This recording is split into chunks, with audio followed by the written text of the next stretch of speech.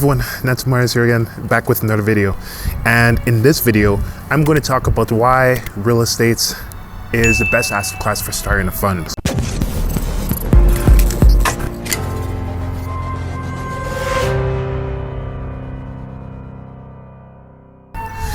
Yeah, so real estate by far is one of the most reputable, most strong. It is probably the best wealth drivers of all time. And I'm saying this for a variety of reasons, and we can get into all the nitty-gritty, but let's just keep it simple and explain why, real estate funds or just simple real estate acquisitions or one-off deals, broadly speaking, why you should probably drop everything you're doing with potentially crypto, tech, and everything, and then just focus on real estate if you already have some proven track record there, or even if you're just getting started into this thing. And it's very boring. Real estate, some people say it's really boring, it's really simple. It's not like, sexy crypto, unicorn, Uniswap, DeFi, but it gets results, it makes money. You can raise money extremely easily. It's like the easiest thing to do. And I'm going to walk through exactly why that's the case. Right? So number one, Charlie Munger, the business partner of Warren Buffett, once said that he used to say a lot of things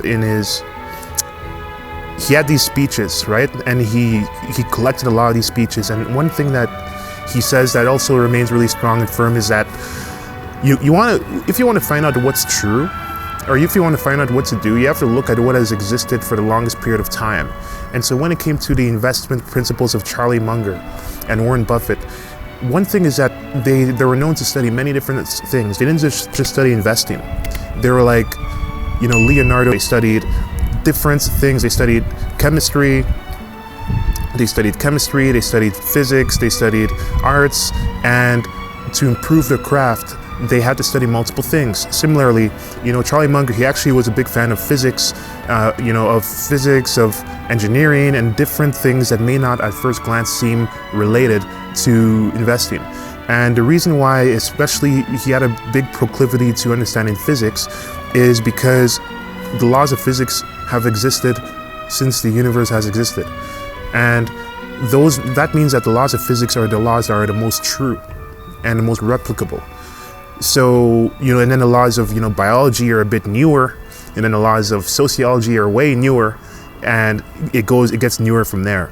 Similarly, if you look at the laws that govern different types of investment and asset management vehicles, you look at real estate. Real estate has existed since human beings have existed, and stocks have existed as long as, capitalism and the Dutch East India Trading Company has existed in about 600 years ago, 500 years ago or something like that, around 500 years ago. So really, if you look at it, stocks are really just 500 years old, whereas real estate has existed since human beings have existed. So if you look at it from that angle, you can see that the things that have existed longer, most often, are the things that are the most, reputable, predictable, and the things that you can rely on for the longest periods of time. And when you look at things from a longevity standpoint, if it ain't broke, don't fix it. So that's number one. Number two, when you look at how people create wealth, because Raises.com, everything, we spoke to everybody in every single asset class. We spoke to startup founders, we spoke to tech people, we spoke to real estate people, we spoke to all sorts of people, and we've spoken to so many lenders and so many investors. And the number one thing that we found is that the people who seem to have the most amount of wealth, they all seem to have, interacted with real estate in one way or another. And because of that, that's why we started to focus mostly on real estate, because after spending, near millions of dollars, multiple six figures on ads, on marketing, and talking to people, flying and seeing all types of people that have done all these deals, most of them have all touched real estate. And I'm not saying that that's like the universal law, but I'm saying that it seems as if there are many millionaires that were made via real estate. And it's really seems to be one of the most, based on just my personal experience, your experience can obviously be different, but it seems as if real estate is one of the most, it's one of the, if you want to find a millionaire, they've probably done deals in the real estate niche. So that's number two. And number three, why you should bother with real estate is mainly because it's so easy to get leverage for real estate and for real assets. What's funny is that the bank would actually not lend you money. So if you go to the Royal Bank of Canada, they will not lend you money for them to allow you to buy their stock, but they'll lend you money to buy real estate. You look at the lending parameters of a lot of lenders, and you look at how many equity. Basically, everybody that owns a house and that purchased a house has already invested in their own house, and so they've invested in their own deal.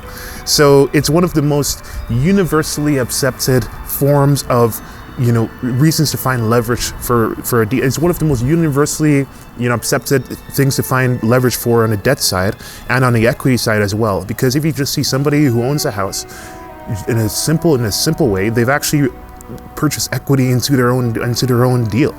Just that their deal is probably not a good deal unless they sell it or unless they have other people living in it, which generates the revenue. And so the point I'm making here is that people don't see real estate as a business for some reason, and they see it more as like another sector of something else. But really, anybody that owns a house, really you've done a deal. You've gotten a mortgage from a bank, you've gotten debt from a bank, and then you're paying it down by getting equity. And that's the same capital stack at a basic level that a lot of deals have. People who acquire businesses, it's just that it's more nuanced and more sophisticated because it's not just you living in it, and there are more forces at play. But basically the point I'm making is that it's one of the most universally done type of transactions in the world. And with all these three things, number one, the fact that it's existed for so long. Number two, the fact that it is something that is really widely used vehicle to generate wealth. And number three, the fact that everybody who owns, somebody who even has a basic mortgage, you've basically done a real, like it's a deal. It's the same thing. Just the only reason why it's not a quote unquote business is because you're the person who's paying money for the mortgage and you don't have any rental income from it, or you're not in the business of flipping it. But otherwise, it's a business. And with that, those are the three reasons why, real estate as an asset class is something not to be messed with.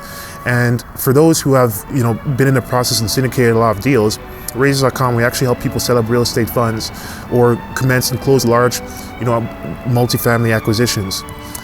We also help some business buyers too, but we notice that most of them have, the relationship with the real estate, and we focus and specialize specifically on that. And so if that's something that you're curious about and you'd like to see what exactly that means, just head to Raises.com and we'll take it from there.